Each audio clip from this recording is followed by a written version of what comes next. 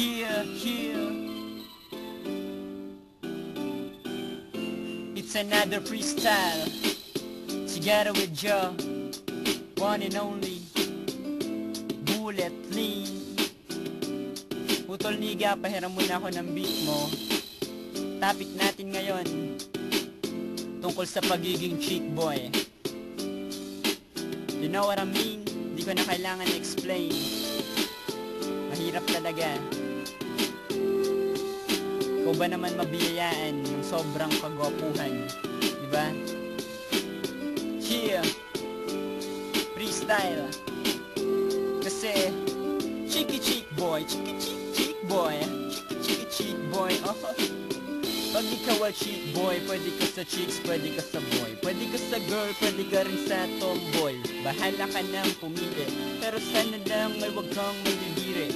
Sa'yo'y maraming naghahabol, kahit na maganda o kaya mukhang tokmol, ayos lang, wag mo lang silang babastusin.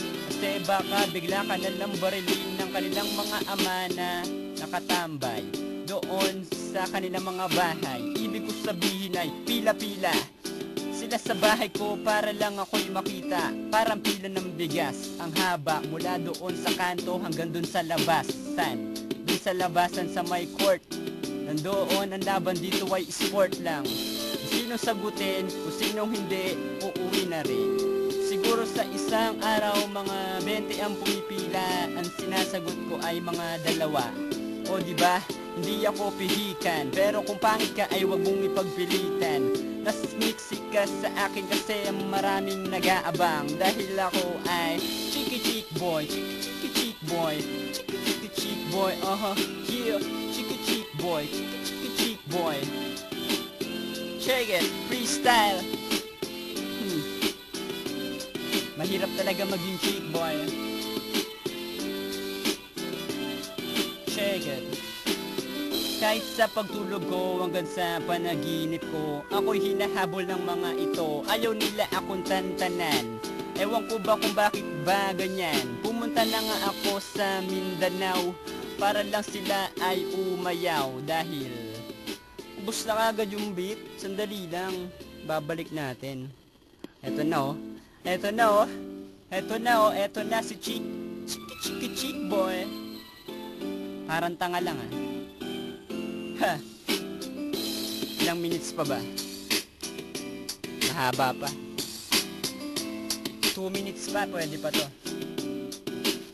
2 minuto para ka matuto. Bibigyan kita ng tip para magkagusto sa'yo kahit multo, kahit na white lady. Ang mga chicks ko ay puro sales lady. Sila ay nagtatrabaho sa SM at sa Trinoma.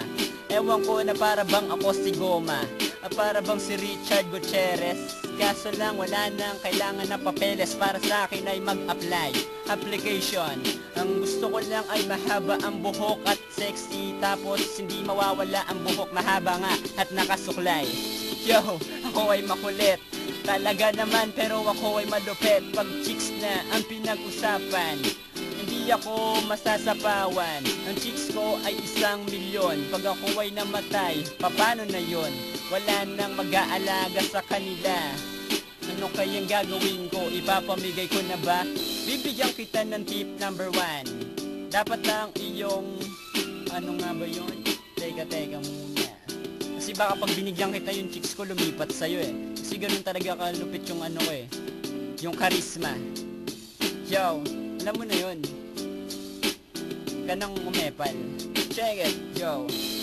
Dapat kang magsuklay, tapos yung mata mo dapat mapungay, tapos yung damit mo dapat makulay, tapos pag nagsalita ka yung may buhay, yung ibig sabihin yung may sense. Para bang boys, alam mo yung boys, 5 senses.